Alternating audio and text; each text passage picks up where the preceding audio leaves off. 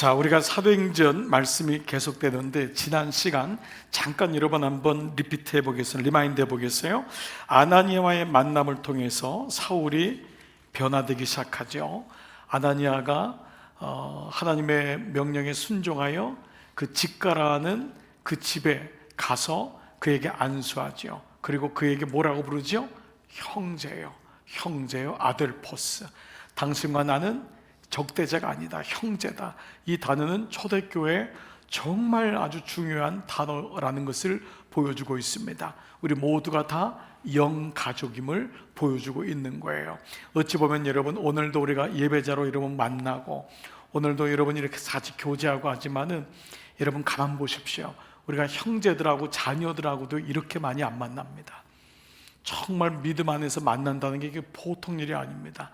여러분, 한국에, 서울에, 우리나라에 우리 자녀들이 있고 또 형제들이 있어도 1년에 기껏 만나도 많이 못 만납니다. 저도 우리 교회 올 때 이런 마음이 들었어요. 제 친구들 원 없이 만나겠구나, 정말 그 친구들하고 그 고향교회 아이들 만나겠구나. 1년에 한 번 만나는 게 어려워요. 그런데 우리 교우들은 매주일 만나요. 할 수 없잖아요. 매주일 만나가지고 인사하고 악수하고, 수요일에도 만나고 금요일에도 만나고 새벽에도 만나고. 우리 목사님들은, 그러니까 여러분들 보세요. 정말 그리스도인은 이게 만남의 축복이 있고 특별히 영가족이라는 게 정말 의미가 있는 거예요. 여러분 보십시오. 목장 안에서도 우리가 형제들하고도 얘기 못 나누는 것을 나눈다고요.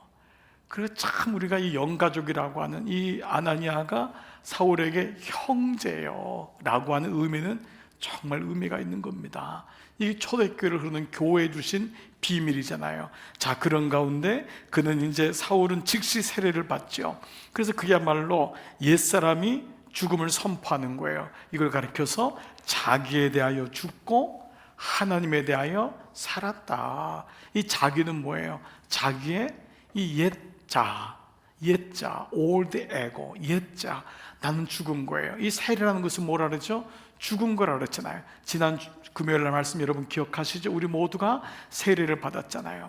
물 세례를 받고 성령이 아니고서는 주를 그리스도라고 할 수가 없단 말이에요. 그러니까 우리 안에는 성령이 내재하기 때문에 우리는 조금만 올라와도 성령께서 우리를 통제하시는 거예요. 우리가 조금 더 분이 나고 화도 나고 진짜 우리도 소리치고 싶고 내 마음대로 살고 싶을 때가 많지만은 내 자도 죽었거든요. 그러니까 성령님의 역사는 약해지는 거라고요. 죽는 거라고요.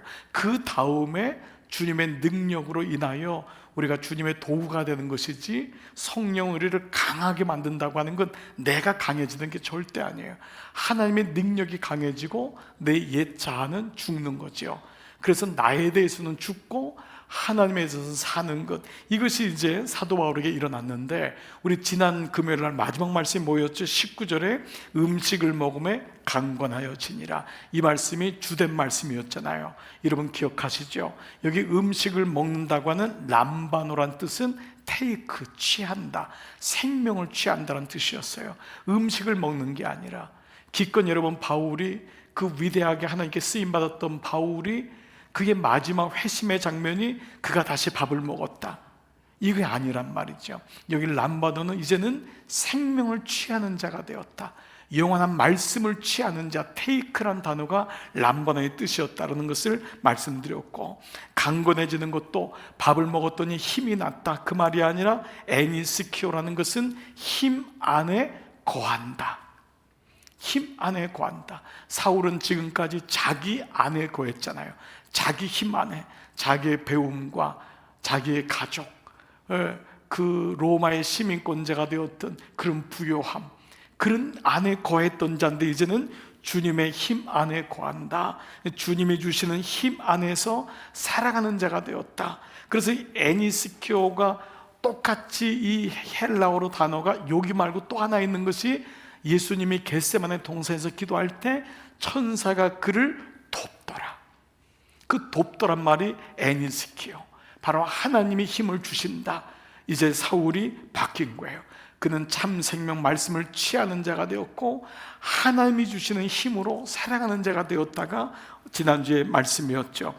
자, 이런 가운데 우리는 사울에게 주셨던 첫 번째 만남의 축복이 제자 아나니아였습니다. 그 아나니아를 통해 그는 거듭나요.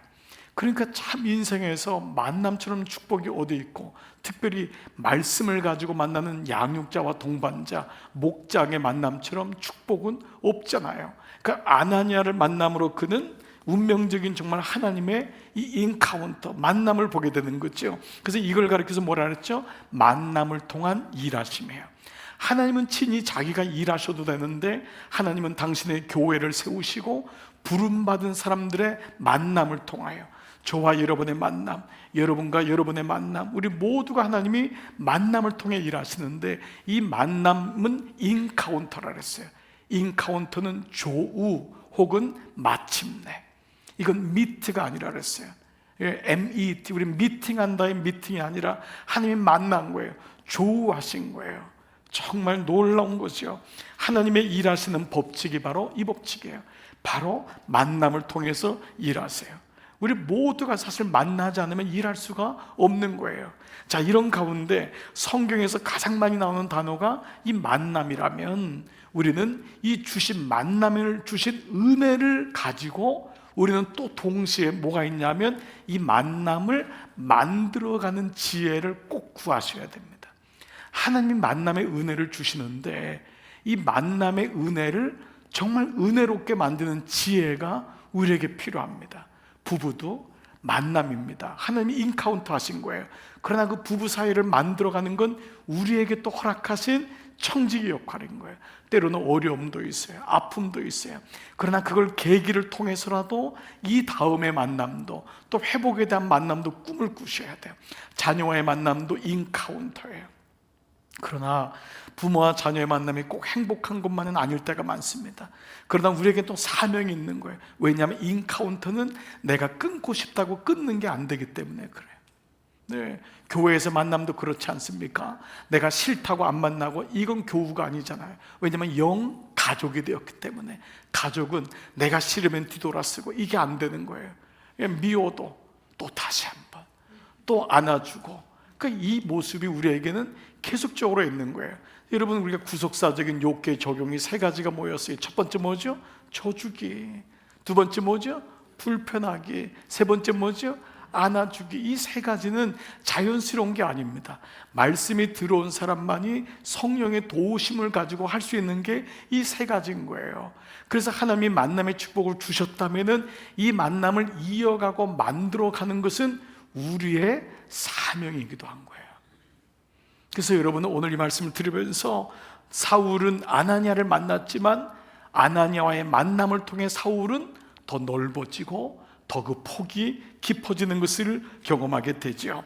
자, 이제 오늘 본문은요, 사울이 눈에서 비늘이 벗겨지고 세례를 받으면서 그렇게 회복한 다음에 그 감격을 가지고 다메섹에 있는 제자들을 만나면서 그곳에서 복음을 전합니다. 그 사울은 정말 이 하나님의 은혜가 너무 크니까 감당할 수가 없었던 것 같아요. 그래서 19절부터 보시면은 사울이 다메섹에 있는 제자들과 함께 며칠 있을새 즉시로 각 회당에서, 회당은 유대인들의 모임이잖아요. 유대인들이 있는 시나고고, 교회예요. 유대인들의 교회인 거예요. 물론 교회란 말은 아니죠. 시나고그라는 말이죠. 회당이죠. 그 회당에서 예수의 하나님의 아들이심을 전파하니.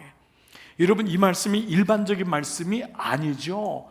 왜냐하면 엊그저께까지 지금 불과 사울은 예수 믿는 사람, 예수가 하나님의 아들이라고 하는 사람들을, 그리스도인들을 죽이러 갔던 사람인데, 지금 이 사람 뭐예요?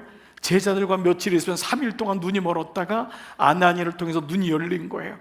그 다음에 다메섹에 있는 제자들하고 교제를 며칠 한 다음에 즉시로 유대인들이 모이는 회당에 가서 뭐라고 했냐면, 자기가 죽였던 그리스도인들이 고백하는 예수의 하나님의 아들이심을 전한 거예요. 정말 놀랍지 않습니까, 여러분? 이런 변화가 있는 거예요. 사실 우리는 여기 대해서 이제 변화라는 단어를 보게 되는데, 여러분 좀 어떻습니까? 여러분, 변화를 좋아하는 사람은 사실은 아무도 없어요. 그렇게 많지 않아요. 변화를 원하지만 내가 그 가운데 들어가는 것은 쉽지 않습니다. 여러분, 이게 무슨 말씀인지 아시죠? 예? 그래서 교회가 변하는 것을 원하는데, 그런데 그건 내 속도에 변해야 돼요. 아내가 예수 믿고 남편이 예수 믿고 변하기를 원하는데 내 속도보다 빠르면 여러분 어떻게 하시죠? 천천히 가라. 천천히 가라. 그 급작스러운 변화를 우리는 조금은 두려워하는 마음이 있어요. 우리 자신에 대해서 그렇습니다. 여러분이 서서히 예수님 믿으면서 이렇게 변화되는 걸 좋아하지, 마음속에도 갑자기 확 바뀌어가지고 목사님 내일 저 신학교 가겠습니다 막 이러면 여러분 어떡하겠어요? 예? 여러분의 남편이 갑자기 여보 나 부름 받았어 여러분 이러면 여러분들이 할렐루야 막 이러십니까? 여보 정신과를 가든지 목사님을 찾아가든지 이건 이렇게 될 게 아니야. 여러분 당연히 그러지 않겠어요?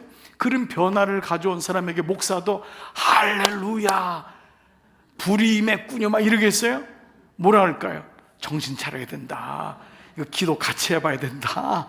이거 몇 번 하나님께 좀 걸러봐야 된다라고 하지, 즉시 물론 이거 신학교 가는 문제만은 아닐 거예요. 근데 우리는 변화에 대해서는 원하지만은 그 속도에 대해서는 좀 두려움을 갖고 있는 거예요. 근데 오늘 이 바울은 너무 빨리 바뀐 거예요. 이게 충격인 거죠. 그러니까 오늘 이 배경을 여러분들이 좀 이해를 하셔야 돼요. 왜냐하면 제자들이 이 바울을 받지를 않아요. 사도들이.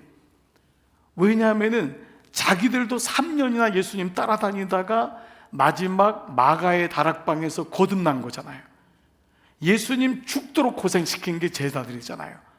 정말 안 바뀐 게 제자들이거든요. 겟세마네 동산에서 보십시오. 다 도망갔어요. 요한은 뻘고벗고 도망가고 다 도망갔잖아요. 베드로도 그렇게 주님을 섬기겠다고 하더니만은 닭소리 몇 번 울더니만은 다 예수님을 부인하고, 그랬다 그들이 마가의 다락방에서 3년 만에 바뀌었는데, 이 사울이라고 하는 인간이 엊그제까지만 해도 예수님을 믿는 사람을 잡아 죽이더니 지금은 예수님을 전하고 있는 거예요. 그게 이 배경인 거예요. 21절 봐보세요. 듣는 사람이 다 놀라 말하되 이 사람이 예루살렘에서 이 이름 부르는 사람을 잔해하던 자가 아니냐. 여기 잔해라는 단어는요, 아주 그냥 이 멧돼지가 포도원을 짓밟는 게 잔해예요. 그냥 교회 못 나가게 괴롭힌 게 아니에요. 완전히 잡아 죽이는 거예요. 멧돼지가 포도원을 짓밟는, 그게 사울의 정치였다고 해요.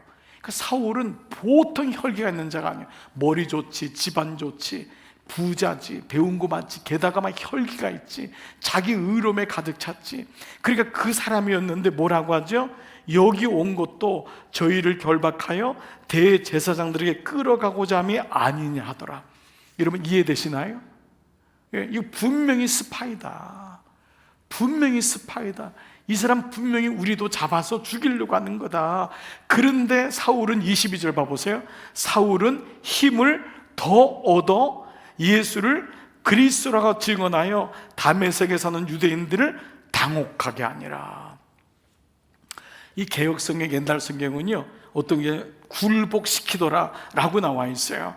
그러니까 유대인 입장에서도, 여러분 그리스도인 입장에서도 이게 굉장히 어려운 거예요. 여러분 생각해 보세요. 그렇죠? 그리스도인 입장에서도 이 사람이 이 돌아선 거를 어디까지 믿어야 되는가, 이것도 어려운 거고, 또 게다가 유대인 입장에서도 이 사람이 진짜 그리스도인 된 건가? 엊그저께까지는 우리 편이었는데 지금 이런 양쪽이 지금 다 있는 거예요. 그러니까 여러분 이런 말이 있어요. 하나님은 감동시키되 마귀는 당황하게 해라. 그러니까 하나님은 감동시키지만은 마귀는 당황하게 해라. 그러니까 지금 사울은 하나님을 감동시켜요. 지금 하나님도 야 이렇게까지, 물론 하나님은 다 알고 계셨겠죠. 사울의 그 성향 기질을 통해서 하나님은 이방 땅에 복음을 전하게 해요. 정말 사울 같은 사람의 기질이 아니고서는 복음이 전파됐을까? 여러분 정말 이 사울 같은 사람은 독특한 사람이에요. 그런데 마귀 입장에서 보면은 여러분 얼마나 이게 진짜 뭐 그동안 지금까지 뭐예요? 자기의 도구로 썼잖아요. 자기의 도구로 써가지고 그리스도인들을 죽이는데 앞장섰잖아요. 그랬던 이 갑자기 사울이 바뀐 거예요. 바뀌어가지고 지금은 그리스도를 전파하는 거예요. 그러니까 이 마귀도 모든 방법을 다 동원하는 게 23절부터 25절이에요. 보세요. 여러 날이 지남에 유대인들이 이 사울이 변한 걸 알았던 거예요. 사울은 진짜 바뀌었구나. 그러니까 사울은 죽여야 되는 거예요. 죽이기를 공모하더니 그 계교가 사울에게 알려지니라. 저희가 그를 죽이려고 밤낮으로 성문까지 지키거늘 그의 제자들이 밤에 광주리에 사울을 담아 성벽에서 달아 내리니라. 그러니까 여기 보면은 굉장히 지금 시간적인 간극이 굉장히 지금 빠릅니다. 왜냐하면 사울에게 제자들도 생겼어요. 지금 뭐죠? 지금 19절에서부터 그가 음식을 먹어야 강건해졌는데 25절에서는 제자가 생긴 거예요. 지금 뭐죠? 요 간극이 며칠 새 이루어진 것이 아님을 알게 된다는 거죠. 자, 이제 요 생각 가지고 또 한번 말씀을 봐볼게요. 자, 그가 그런데 어떻게 바뀌었냐? 예수 믿는 사람을 잡아 죽이려고 했던 사울이 이제는 자신이 예수 믿는 사람이 되어서 자기를 죽이려는 사람들에게 쫓겨가고 있는 거예요. 참 이게 여러분 사실은 복음의 본질입니다. 아까 여러분 말씀드렸듯이 우리는 여러분 중에 모태신앙이 있거나 오랫동안 교회에 있는 분들은 사람이 바뀌는 것에 대해서 잘 믿지 않는 경향이 있어요. 이게 나쁘고 좋은 문제가 아니에요. 왜냐하면 우리 스스로가 오랫동안 예수를 믿어왔기 때문에 어떤 분이 회심하거나 정말 말씀에 붙들리는 거 보면 저게 진짠가? 이런 생각이 들 때가 있어요. 여러분, 그래서 아버지 집에 예수님의 그 누가복음의 그 탕자의 집에 탕자가 2명이죠. 집을 나간 탕자를 돌탕이라 그러잖아요. 그렇죠? 그래서 집 안에 있는 탕자는 집탕이라 합니다. 그러니까 돌탕을 보면서 집탕은 돌탕이 믿겨지지 않는 거예요. 저놈이 돌아왔다는 게 믿겨지지 않는 거예요. 이해되시나요, 여러분? 그러니까 우리가 오랫동안 집에 머물던 사람은요, 예수 믿고 이 사람이 막 복음의 말씀에 들려가지고 이렇게 사는 게 그게 잘 믿어지지도 않고 그런 걸 잘 본 적도 없어요. 그런데 돌탕들, 예수를 처음 믿거나 집에서 저 같은 경우인데 이런 사람은요, 예수 믿는 게 어렵잖아요. 바뀌는 게 어렵잖아요. 저희 집은 저희 어머니가 55살에 처음 교회 나갔잖아요. 나가자마자 성경을 일독하기 시작하는 거예요. 나가자마자 바뀌는 거예요. 왜냐하면 준비가 돼 있었던 거예요. 고난을 다 겪었기 때문에 55살에 믿는데 누구보다도 스피드가 빠른 거예요. 그 제일 핍박한 게 누굴까요? 교회의 권사님들입니다. 예수 그렇게 빨리 믿으면 안 돼. 천천히 가야 돼. 어머니는 너무너무 은혜가 되는 거예요. 매 시간마다 울음바다가 되는 거예요. 그래서 울면은 늘 와가지고 무슨 문제 있어요? 왜냐하면 권사님들은 아무도 울어본 적이 없으니까. 그 당시 그 교회는. 여러분 이해돼서 지금 이 배경이 있는 거예요. 그러니까 교회는 사실은 뭐죠? 돌탕들이 들어와야 돼요. 예수 처음 믿는 사람들.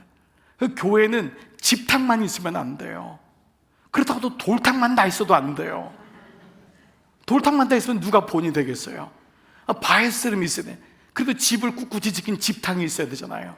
집탕도 회개하고 돌탕도 회개하고. 그러니까 여러분 옆에도 돌탕 왼쪽, 집탕 이게 같이 있어야 돼요. 목장에도 집탕만 다 있으면은 재미가 없어요. 돌탕이 있어야 돼요. 그래도 그분이 막 예수 믿고 감격스러워서 막 세례 받고 막 박수 쳐주고 다 막 50년 믿었어. 이런 사람만 50년 나무들만 있어요. 어려워요. 그러니까 여러분 목장에도 늘 내가 아는 사람 내 주변에 이게 아니에요. 예수 처음 믿는 사람도 얼마든지 우리 목장 와서 기쁨을 누리고 또 그분들은 오래된 분을 통해서 예수는 또 오래 믿는 거구나, 잘 믿어야 되는구나, 이것도 배우고, 오래된 사람은 정말 저렇게 뜨겁게 믿어야 되는 거구나, 내가 뜨거움이 사라졌구나, 이것도 깨닫게 되고. 그러니까 오늘 이 말씀이 하나님이 참 재미있는 거예요. 유대인 입장에서나 그리스도인 입장에서도 사울은 여러 가지 자극을 주는 거예요. 유대인에게도 야 저렇게 진짜 바뀌네, 그리스도인 중에도 야 저런 사람들도 바뀔 수 있나, 이런 마음을 갖게 되는 거예요. 하나님은 때로 우리의 삶을 이렇게 여러 가지 자극을 통해서 바뀌게 하십니다. 여러분이 예수를 오래 믿어도요, 늘 새로운 마음으로 믿으시는 그 마음이 축복인 거예요. 또 새롭게 믿어도 늘 그 마음을 가지고 정말 인생은 장거리니까 그 믿음을 가지고 잘 마라톤으로 달려갈 수 있는, 근데 이게 우리 인생에도 적용됩니다. 여러분, 하나님이요, 어떤 걸 꾸준하게 주는 것, 우린 그걸 축복이라고 하지만 꼭 그렇진 않습니다. 하나님 우리를 다루시는 게요, 냉탕과 온탕에 왔다 갔다 하게 하세요. 예. 어느 날 부가 있다가 어느 날 물질도 잃어보기도 하고, 건강했다가 건강을 잃어보기도 하고, 또 건강을 잃어버렸다가 건강의 소중함도 찾게 되고, 가정의 아픔도 경험했다가 가정의 행복도 경험하게 되고, 우리가 하나님이 이렇게 우리 모든 것을 이렇게 온탕과 냉탕에, 여러분 마음에는 온탕과 냉탕을 안 가는 게 있잖아요. 온탕에만 있잖아요. 목욕탕 가보십시오. 건강한 사람은요, 온탕 냉탕을 왔다 갔다 합니다. 예. 그 우리처럼 가만히 있는 사람은 지지고 볶는 거예요. 그냥 뜨거운 데 가서 가만히 있는 사람은 거의 어르신들이 그래요. 좋다, 시원하지도 않아요. 그 물이 뜨거운데도 와 시원하다. 그리고 있잖아요, 젊은 사람들은 냉탕에 가서 막 수영합니다. 온도가 피가 돌잖아요. 그러니까 막 이렇게 왔다 갔다 하는 거예요. 그러면서 몸이 건강해집니다. 인생도 마찬가지입니다. 하나님이 우리를 다루실 때 꼭 그렇게 다루십니다. 그러므로 여러분, 냉탕에 들어갔다고 실망할 것도 없고 온탕에 있다고 좋아할 것도 아닌 거예요. 우리는 어차피 광야를 사는 거예요. 광야 속에서는 냉탕이 와도 감사고 온탕이 와도 감사해요. 저는 이게 군대 시절에 아주 명확하게 깨달은 적이 있습니다. 저는 군정병 하면서 거기 중대장님이, 대위가 집사님이었어요. 오집사님. 그 집사님이 제가 전도사니까요, 군대 전도사니까 그분은 집사님이시니까, 예, 그렇지만 저는 이제 사병이고 그분은 장교니까 바깥에서는 이렇게 아는 척을 하기 어려워요. 교회에서는 제가 이제 오집사님 오셨어요 이러면 저는 전사님 이렇게 말하니까, 이게 전도사와 이제 대위하고 이등병이지만은 집사님하고 전도사인 거예요. 그런데 제가 이제 훈련 나가면은 이분은 저를 빼주고 싶은 거예요. 훈련 나가면은 전도사님이니까. 그 제가 이렇게 눈을 껌뻑껌뻑합니다. 그러면 이제 알았다는 신호예요. 그러면 제일 제가 힘들어하는 게 이 달리기입니다. 저 끝에 가서 이렇게 가는 거, 연병장 돌아 그러면 막 뛰어가게 하고 선착순 몇 명, 너무너무 힘든 거예요. 전 다리 긴 사람이 제일 싫습니다. 그러니까 막 뛰면은 너무 어려운 거예요. 그런데 그분은요, 저를 알기 때문에 중간중간에 꼭 돌아서 이럽니다. 그러면 그 제가 1등이 되는 거예요. 저는 그때처럼 은혜 받은 적이 없어요. 오집사님이 너무 좋은 거예요. 그래서 막 열심히 뛰는데 뒤로 돌아니까, 그 다음에 제가 1등이 되니까 돌아오면 저는 열애가 되는 거예요. 그런데 그게 몇 번 못 가더라고요. 오집사님이 뒤를 돌아 안 하는 거예요. 그래서 제가 한번 만나가지고, 집사님 왜 뒤로 돌아 안 하냐 그랬더니, 전사님 어떻게 그걸 매일 하냐고. 그 말도 맞아요 생각하니까. 우리 인생도 그렇습니다. 여러분, 온탕과 냉탕 입장을 하나님이 자꾸 바꾸게 하세요. 오늘 이 말씀 속에 우리는 여러 가지를 적용하게 되는데, 사울의 삶이 어떻게 바뀌는지 한번 봐보세요. 자, 26절 또 다른 장면이 등장해요. 사울이 예루살렘에 가서 제자들을 사귀고자 하나. 지금 사울은 너무 성령 충만한 거예요. 예수를 전하잖아요. 그런데 뭐죠? 그들이 다 두려워하여 그가 제자됨을 믿지 아니하니라. 그런데 하나님이 이 모든 과정을 통해 사실 사울도 훈련시키고 제자들도 훈련시켜요. 자, 사울이 예루살렘에 들어가지만은 여러분이 아는 것처럼 지금 제자들은 믿을 수가 없는 거예요. 예, 그러니까 이 사울의 이 과정이 지금 다메섹에서 이제 예루살렘까지 들어가는 게 지금 아까 시간의 속도가 굉장히 빠르다 그랬죠. 근데 요 사이가 우리가 보통 3년이란 시간을 얘기해요. 3년이란 시간.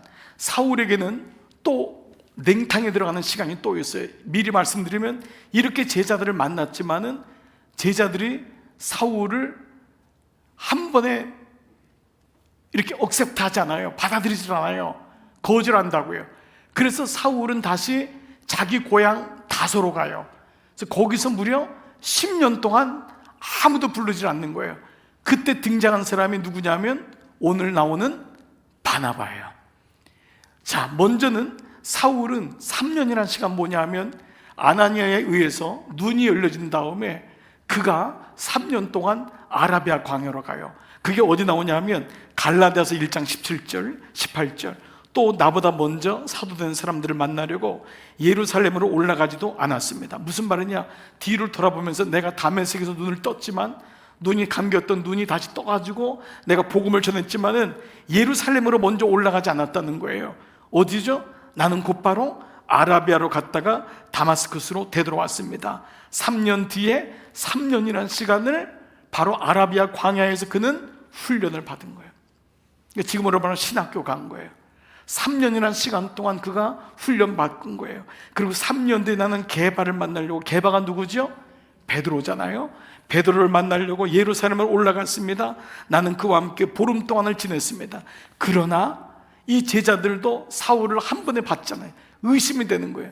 그리고 사울은 다시 다소로 가서 무려 10년이라는 시간을 직거합니다.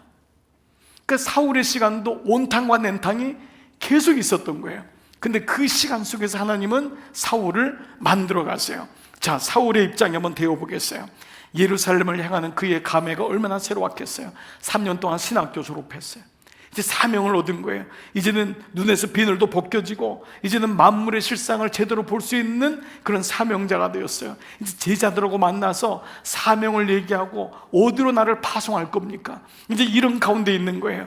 제자가 되었는데, 그런데 3년 만에 귀환했는데 26절, 사울이 예루살렘에 가서 제자들을 사귀고자 하나 다 두려워하여 그의 제자됨을 믿지 아니하니.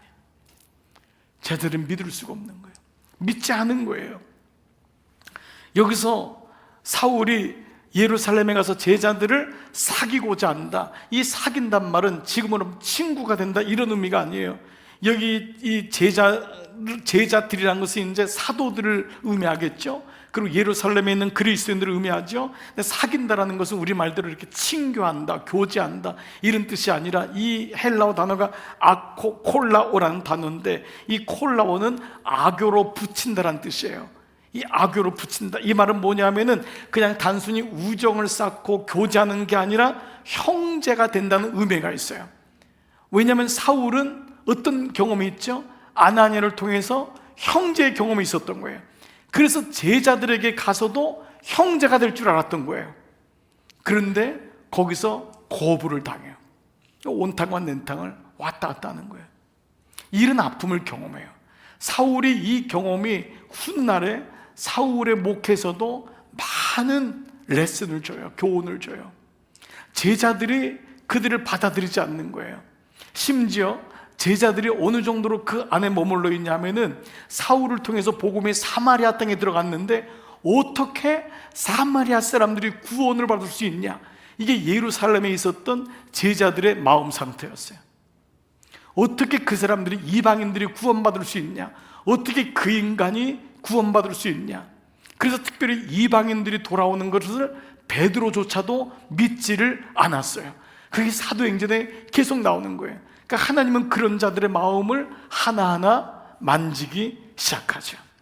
사울의 마음이 얼마나 낙담이 컸을까요? 그런데 이 본문 28절, 29절은 아까 26절에서 제자됨을 믿지 않았는데 28절부터 뭐가 나오냐면 사울이 제자들과 함께 있어 예루살렘에 출입하며 또 주 예수의 이름으로 담대히 말하고. 이게 뭐죠? 26절에서는 제자됨을 믿지 않았는데 28절에서는 사울이 누가 하고 있죠? 제자들과 같이 있는 거예요. 이 무슨 말이죠? 뭔가 26절과 28절 사이에 사건이 일어났다는 거잖아요. 그렇죠? 그러니까 이 이후에 아까 말씀드린 대로 제자들하고 만난 다음에 파송 못 받아요. 다시 다소로 가는 거예요.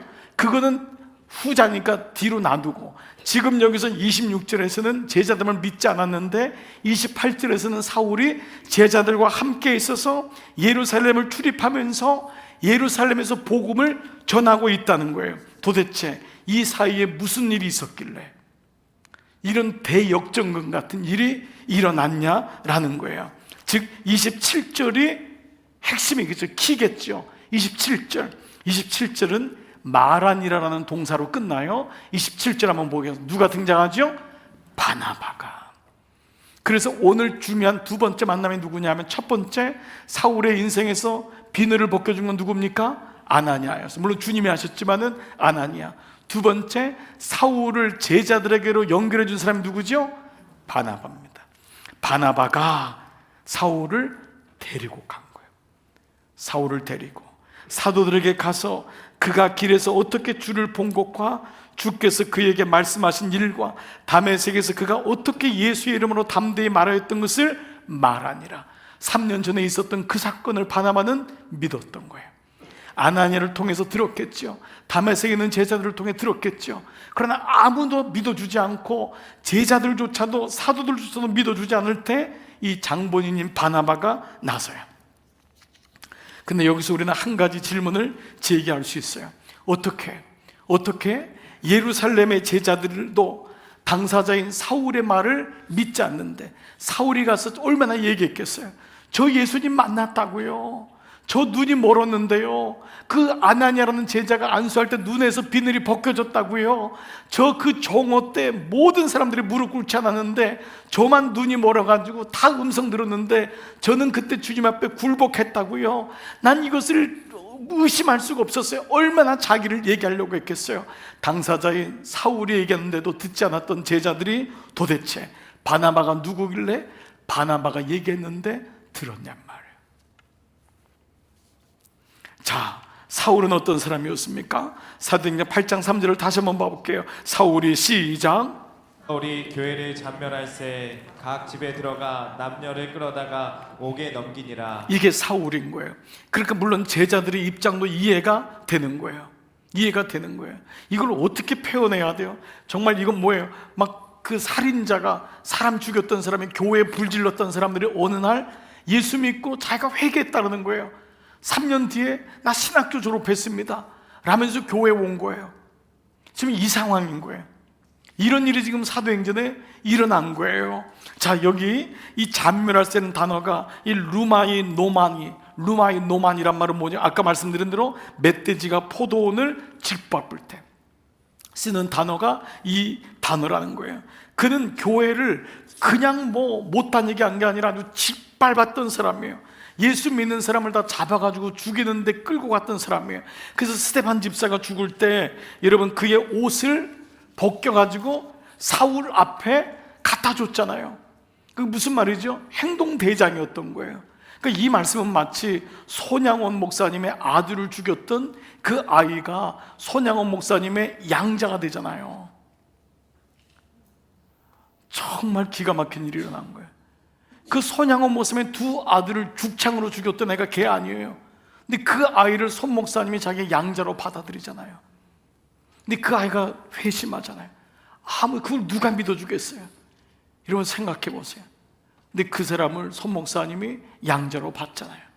그러니까 사도행전의 말씀은 오늘 우리에게도 이같이 오는 거예요. 근데 참 이게 놀라운 거죠. 그래도 도대체 이렇게 불신을 살 수밖에 없었던 이 사도 바울이 3년 만에 나타난 이 제자들에게는 사울은 3년 전에 그 인간으로 기억되고 있는 거예요. 반면 또 한 사람이 등장하는 게 바나바입니다. 바나바에 대한 말씀은 사도행전 4장 36절 구브로에서 난 레위족이 있으니, 레위는 누구예요? 바리새파라고요. 율법주의자, 기본적으로 깔려 있잖아요. 근데 그 사람의 이름도 요셉이에요. 요셉은 히브리식 이름이잖아요. 요셉인 걸 보니까 그는 레위 지파임에 분명해. 이런 이름들은 레위 지파만 가질 수 있는 이름이잖아요. 그런데 그 이름을 놔두고 사도들이 또 다른 이름을 불렀는데 바나바라고 불렀어요. 바나바. 이 바나바의 뜻이 뭐냐? 권위자인데 여러분이 알다시피 이것은 권위를 세우는 자가 아니라 위로자란 뜻이에요. 권면하고 위로자. 우리는 권사교육대 나오는 게 이 바나바입니다. 권위자, 권면하고 위로하는 사람. 그래서 우리에게 가장 필요한 사람이 누구냐? 이 권위자가 누구냐? 바나바, 권위자라 하니 그가 밭이 있음에 팔아 값을 가지고 사도들의 발 앞에 두니라. 이때 말씀 여러분 기억하세요. 이 말씀은 밭을 파느냐 안 파냐가 아니라 물질이 발 밑에 두었다는 거예요. 그가 팔아서 발 앞에 두니라. 예, 그는 그 물질이 그게 위에 있지 않았다는 거예요.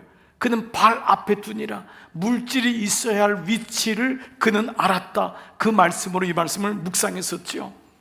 왜냐하면 이 말씀 다음에 나오는 것이 바로 아나니아와 삽비라 사건이 나오거든요.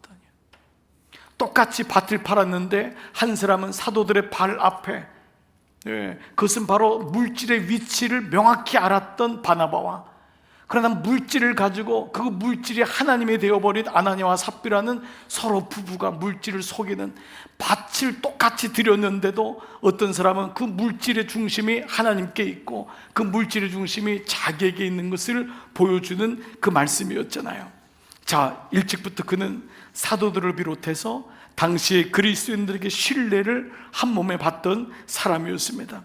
그러므로 불신받던 사울을 이 보증하는 바나바의 말 한마디가 얼마나 제자들에겐 큰 신뢰가 되었는지 알 수 있고, 그의 삶이 그에게는 이 바울조차도 사울조차도 믿게 하는 이 역할을 했던 거예요. 즉 제자들은 사울을 믿은 게 아니라 바나바를 믿었던 거예요. 바나바를. 사울은 믿을 수가 없는 거예요. 근데 당신이 말한다면 그를 우리의 형제로 받아들이겠다.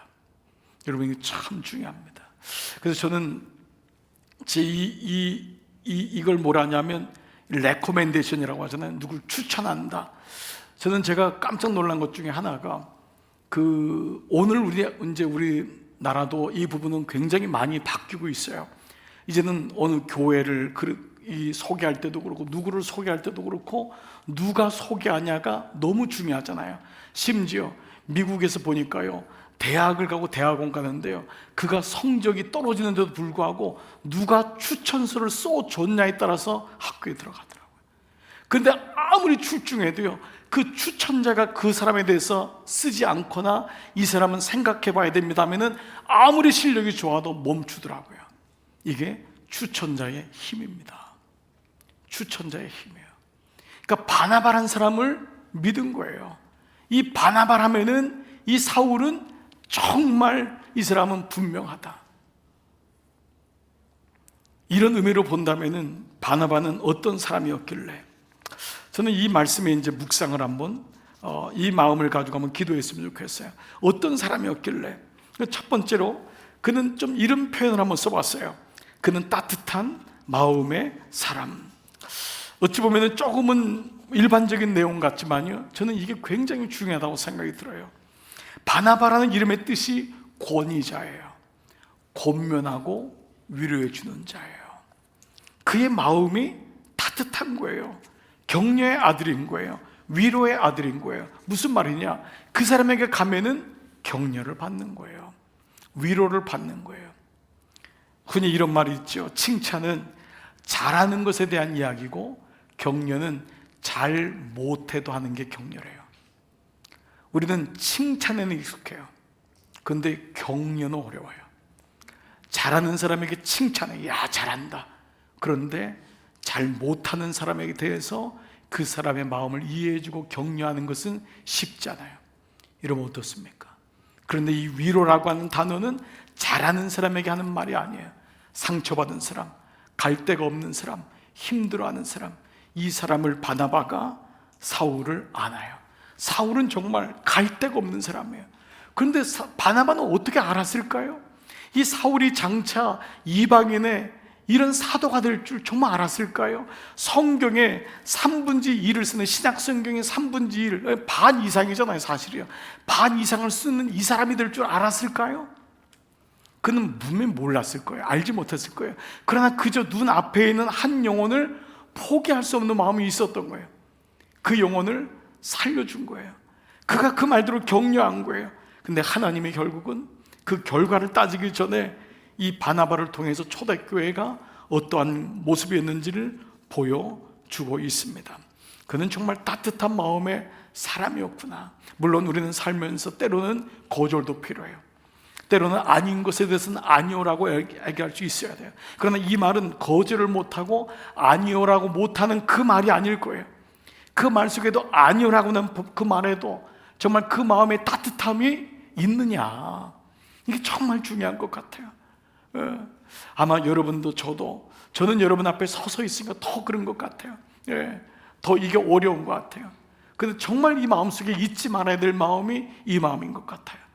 정말 돌아보면은 나도 그때 누군가가 추천해주고, 누군가가 아무도 예수 믿지 않는 집에서 혼자 신학교 했을 때 믿어주고 기도해주고, 그 사랑을 어떻게 기억 못하겠어요. 그러니까 우리가 올챙이 떼이지면 안 되는 거예요. 우리도 그런 사랑을 받았잖아요. 그러므로 여러분 옆에 어려운 사람이 있으면 여러분 먼저 마음의 따뜻함을 가지고 그 사람을 안아주고 위로해 주는 게 정말 중요해요. 네, 정말 이 마음이 먼저 이 바나바에게 있었던 마음이에요. 그 이 말씀을 준비하다가 두 가지 생각이 떠오르더라고요. 말이란 단어, 이 말을 나는 어떻게 하느냐. 나의 말은 위로의 말과 격려의 말이 있는가, 아니면 나는 정답을 얘기하는 축인가. 여러분, 이 말이 정말 중요하더라고요. 바나바의 말 한마디가 제자들의 마음을 완전히 바꾼 거예요. 그러니까 어떻게 말해주느냐에 따라 해서 그 사람의 인생이 바뀔 수 있잖아요. 그 이제는 우리가 그동안은 정죄도 하고 그동안은 바른 말도 했지만, 남은 인생은 20년 30년 남았으면 남은 인생 속에 내 말은 어떤 말을 하고 있는가. 부부 사이에도 정말 말이 상처가 될 때가 얼마나 많아요. 우리가 자녀들에게도 말 한마디가 얼마나 상처가 될 때가 많아요. 그 말 속에 위로의 말이 있고 격려의 말이 있는가. 네, 이 말의 소중함을 보게 되고요. 또 하나는 모든 사람들에게 있는 지수가 있는데요, 돌봄 지수라는 단어가 있대요. 돌봄 지수. 이 돌봄 지수는요, 어떤 거냐 하면 내 옆에 사람을 바라보는 눈길인 거예요. 내 옆에 사람, 예를 들면 이런 거예요. 여러분이 교회 안에서 모르는 사람하고 만났을 때 나는 어떻게 하는가. 나는 최근에 목장 안이나 이웃 중에 혹은 교우 중에 어려운 고난 가운데 있는 사람에게 혹시 전화나 카드라도 보낸 적이 있는가. 이런 얘기하면 여러분, 어떤 분은 목사님 저는 T이기 때문에 MBTI, 저는 F이기 때문에. 여러분, 이거하고는 의미가 없어요. 돌봄 지수는 은혜 받은 거예요. 내가 은혜 받고 그런 사람의 눈에 보이는 거예요. 이게 교회인 거예요. 이게 성도인 거예요. 이게 성도인 거예요. 이 마음이 있는 거예요. 근데 여러분, 이 마음은요 정말 돌아오더라고요. 예, 여러분이 그렇게 베풀고 여러분이 사랑해주고 알게 모르게 누군가를 돌봐주고, 이 마음이 결국은 여러분에게 오는 거예요. 그러니까 우리는 누군가를 성공시켜주는 사람이 되는 거예요. 아멘. 이게 그리스도인인 거예요. 진짜 그리스도인은 여러분을 통해, 나를 통해 누군가 성공하는 사람이 되는 거예요. 이 마음이 있는 거예요. 이게 우린 갈등인 거예요. 왜냐하면 늘 기계론적으로 늘 안에 있기 때문에, 늘 재고 저 사람이 나보다 똑똑하면 안 되고, 이런 마음이 있는 거예요. 네. 그러니까 우리가 성공시켜주는 이 마음이 참 필요한 거예요. 제가 오늘 그 CBS에 새롭게 하소서에 한 젊은 목사님을 추천했었어요. 예. 제가 지금 제 자랑하려고 하는 게 아니에요. 왜냐하면 저도 마음속에 그런 갈등이 있는 거예요. 왜냐하면 이 나이가 됐는데도, 요만큼 나이 먹는데도요, 사람은 늘 자기 세계 안에 있는 거예요. 근데 마음을 정말 연습하지 않으면 안 돼요. 나는 저 사람을 성공시켜주고 잘 되게 하고, 그런 마음을 가져야지만이 그것을 하나님이 기뻐하시고, 예, 이게 중요한데, 우리는 때로는요 저 사람보다 내가 더 나아야 되는 거예요. 그러다 보면 내 주변에는 나보다 못한 사람만 있는 거예요. 내 주변에 나보다 좋은 사람이 있어야 된다고요. 나보다 훌륭한 사람이 있어야 된다고요. 나보다 더 능력 있는 사람이 있어야 된다고요. 근데 이게 안 되는 거예요. 왜냐하면 나는 그를 성공시켜주지 않기 때문에 그래요.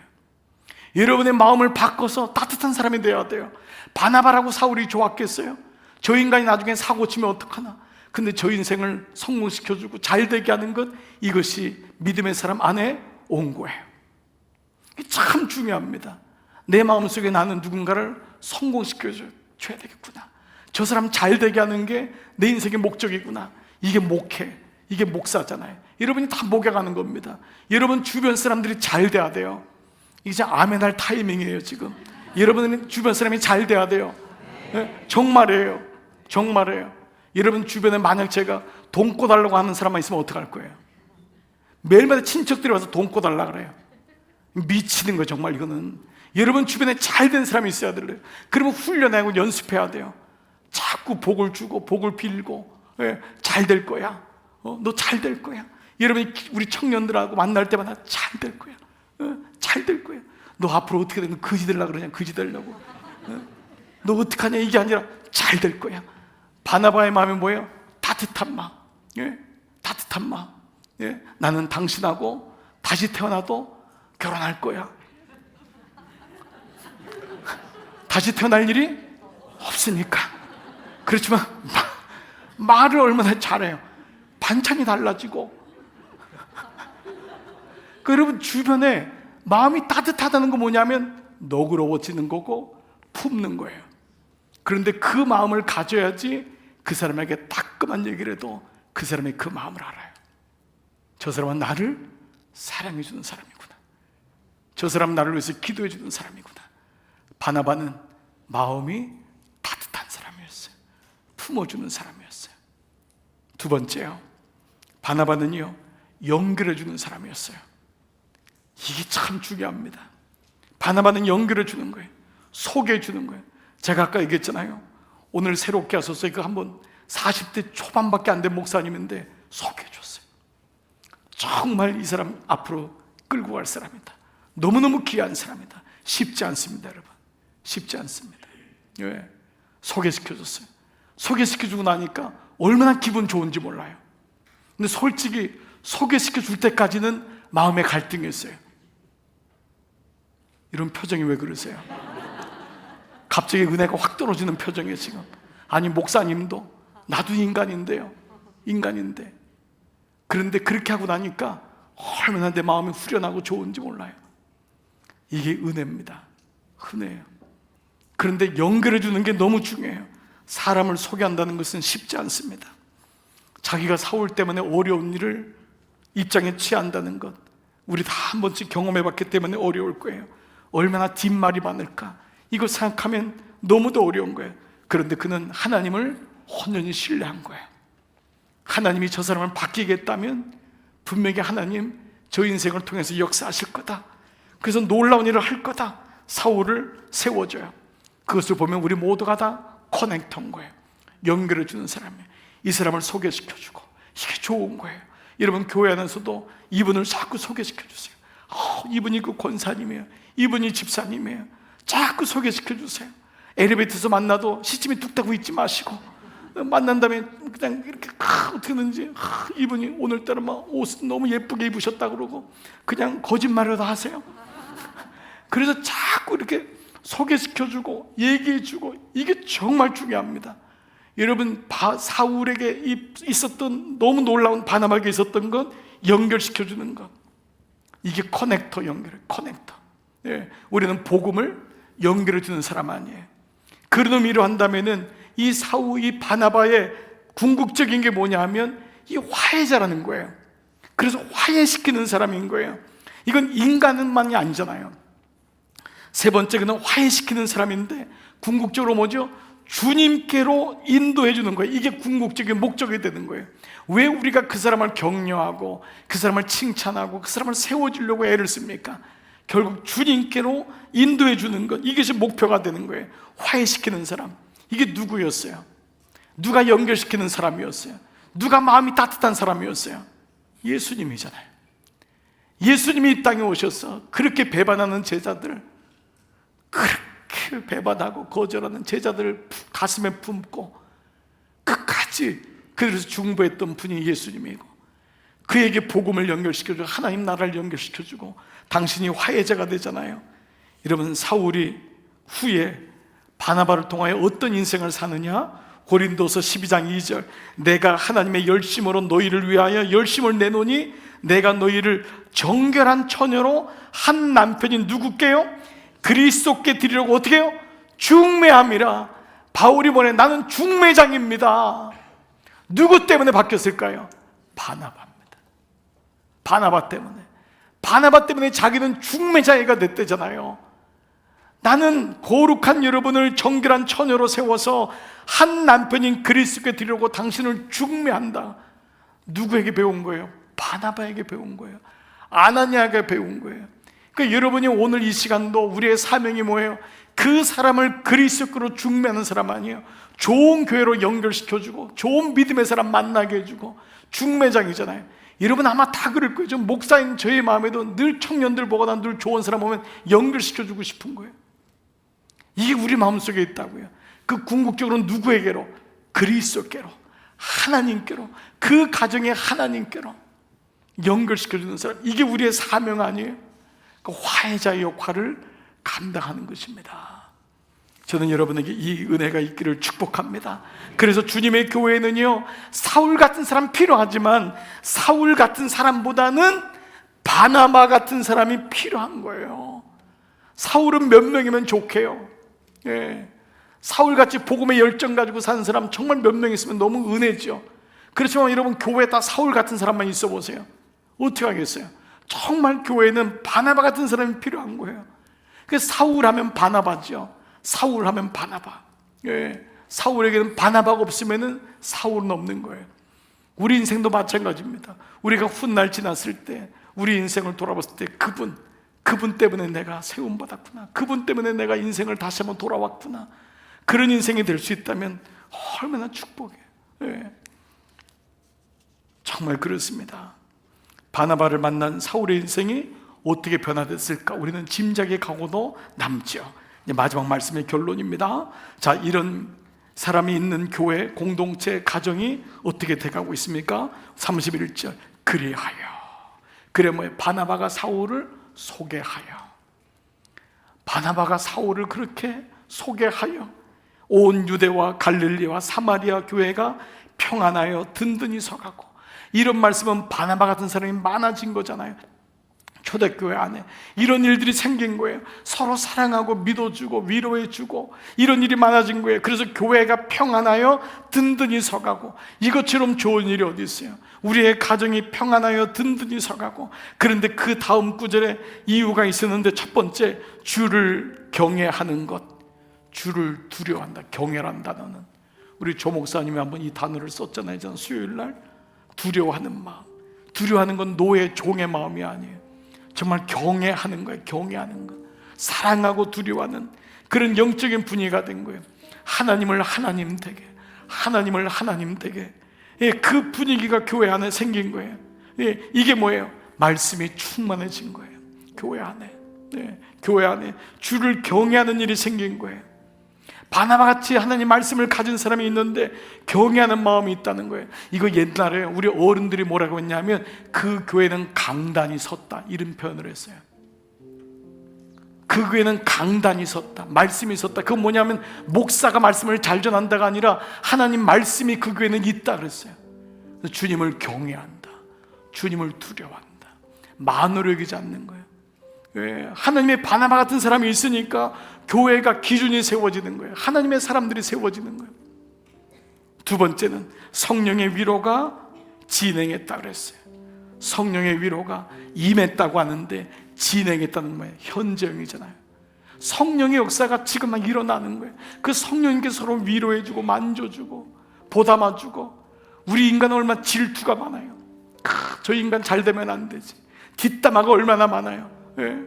정말 그런 사람들이 얼마나 많아. 뒤에서 매일마다 얘기하고, 예. 그 10년 전에 그거 가지고 또 얘기하고, 잊어버릴 만하면 또 얘기하고, 그때 그 얘기하고, 저 사람은 30년 전에 그랬던 사람인데 목사님, 이런 인식을 가지고 있는, 거기는 성령의 임재가 없는 거예요. 성령의 위로가 진행되다. 성령의 위로가, 위로라는 단어가 바나바잖아요. 바나바를 통해서 하나님의 일하심이 진행되는 거예요. 그 사람들이 초대교회는 늘어났던 거예요. 근데 그 뒤에 말씀이요, 수가 더 많아지니라. 이 수가 더 많아지는 것은 교회 숫자가, 교인 수가 많아진 게 아닐 거예요. 그리스도인의 수가 많아지더라. 이거 준말 아니에요? 그리스도인의 수가 많아진 거잖아요. 수가 많아져봤자 무슨 소용이 있어요? 그리스도인의 수가 많아지니라. 점점 더 늘어났더라.